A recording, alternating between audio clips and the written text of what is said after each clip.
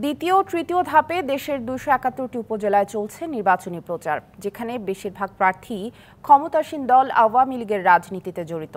প্রার্থীদের নানামুখী কর্মকাণ্ডের সরগরম ভোটের মাঠ। তবে সংসদ সদস্যদের প্রভাব বিস্তার ও আচরণবিধি লঙ্ঘনের অভিযোগ করছেন অনেকে। ২১শে মের ভোট ঘিরে ১৫০ শতাধিক উপজেলায় ব্যস্ত সময় কাটছে প্রার্থীদের। মিটিং মিছিল আর পথসভায় চলছে ভোটের প্রচারণা। কুষ্টিয়ার কুমারখালীতে কর্মী সমর্থক নিয়ে শোডাউনে ব্যস্ত ২ চেয়ারম্যান প্রার্থী। ভোটার টানতে দিচ্ছেন বিভিন্ন প্রতিশ্রুতি।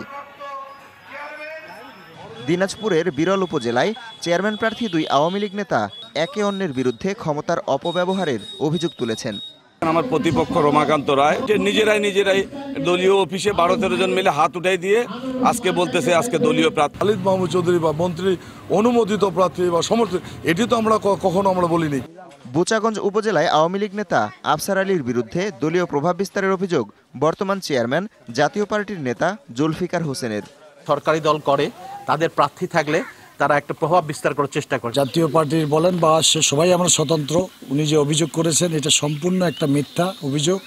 শার্শা উপজেলা নিয়ে যশোর ১ আসন সংসদ সদস্য শেখ আফিল উদ্দিন দোয়াত কলম প্রতীকের সোহারাব হোসেনকে প্রকাশ্য সমর্থন দিয়ে প্রভাব বিস্তার করছেন বলে অভিযোগ অন্য ৩ চেয়ারম্যান প্রার্থীর।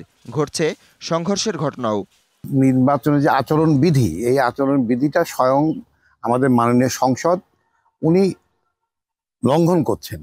নগদে ৫০০ টাকা বা তার বেশি পেমেন্টে পেতে পারেন ঢাকায় জমিসহ ২০ কোটি টাকার পুরস্কার।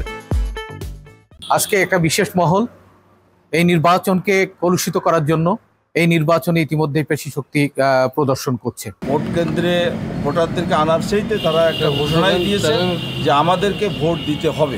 ভোলা সদর, দৌলত খান ও বোরহানুদ্দিন উপজেলায় উৎসবমুখর পরিবেশে চলছে দ্বিতীয় ধাপের নির্বাচনের প্রচারণা। ইউনিয়ন পর্যায়ে রাস্তাঘাটগুলি খুব খারাপ অবস্থায় আছে, এগুলি দ্রুত আমরা সংস্কার করার চেষ্টা করব। আমি কোনো অন্যায়ের সাথে জড়িত ছিলাম না, আমি জনগণের সাথে প্রতারণা করি নাই, যেটুকু করেছি সেটুকুই করেছি। বিভিন্ন ফোনের মাধ্যমে আমার নেতাকর্মী বিভিন্ন ইউনিয়নের যারা রয়েছে তাদেরকে হুমকি দেওয়া হচ্ছে।